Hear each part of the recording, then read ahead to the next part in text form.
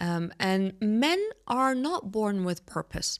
I don't think so. I think men have to find their purpose, and hence why they struggle and they feel, I need to find my worth somewhere. And I will find it through my accomplishments. I will find it through my service. I will find it through what I create, what I do. So women have, that's why the feminine energy is a lot more laid back. She knows already. Deep down on a very, very deep level, she knows already. But a man's got that angst, is I need to get out there and do something and create something. I can't be in here chilling because I need to make something of myself. And a lot of making something of myself is for what? Is to protect and provide for the female.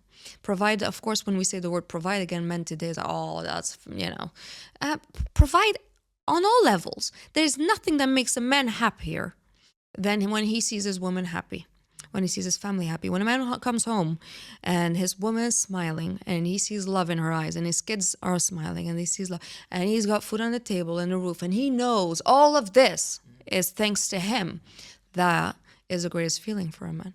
And a lot of men will say that. Now, you've spoken about here and off camera being conscious of your decisions. When did you become conscious of your decisions? Probably very young, and I didn't know it was that young. I used to say it was probably early 20s, but then, as I said, I discovered some old journals that my dad archived somehow, thinking it was school stuff. And I just discovered that I was writing so much about all the dialogues and the sort of the downloads I was getting from spirit, from God, from my soul, and I was writing from my heart. So I think I was always curious. I was always super curious. I wanted to understand life, humans, existence. What is it? I always felt that there was a duality. So that's something that was very strong to me. So the duality between the physical world and the spiritual world, which is soul. So I always knew that, everything that was felt and known through the soul and my intuition had nothing to do with the physical world. And the physical world is completely different. It's very rational. It's very, it's physical. I get it through my senses. So I was always curious. And those were kind of inner dialogues that I would have. And I was curious about other human beings, understanding other human beings. And I think through understanding other human beings, I got to understand me as well. Yeah. Now, what advice would you give to people? No, what is the benefit to anyone who doesn't even think about being conscious of their decisions and being present in that way? What would you say are the benefits that someone can feel to becoming conscious of their decisions? You become the creator of your life, and that's what we are. So the creator, whatever you believe it to be, whether it's Allah, God, Jesus, whatever you want to create it, call it the creator. So creation creates, and it creates through us. So it creates through us human beings. So if you want to be the creator of your life, you got to be able to channel that, which means I'm now of service to that. So I create my life through that. Otherwise, you're going to live a life which doesn't make sense because you're reactive.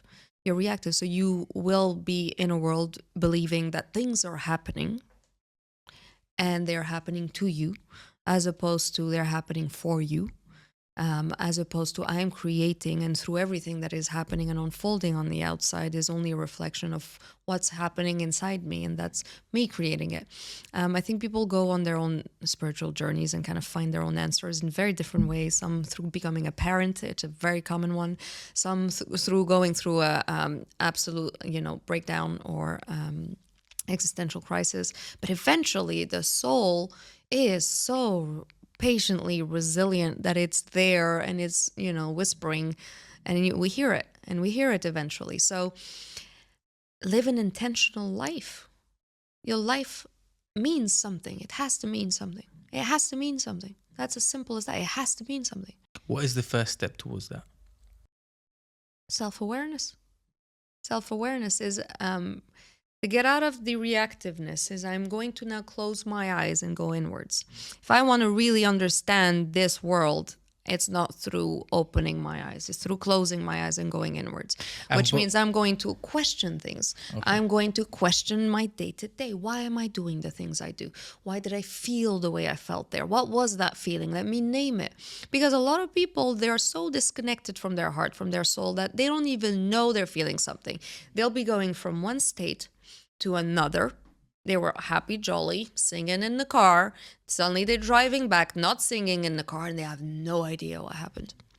So by you not knowing what happened, you're just reactive. And you start building beliefs, which is, this is not fair. I'm a victim. The world is like this. People are like that and very rigid. And then you don't have a very good life. You have a life that feels like I have no power. When we are the most powerful beings, we are so powerful. We have power over everything and anything because we literally channel spirit.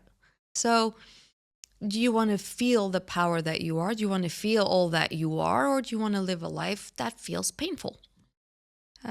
Those are the choices. Yeah.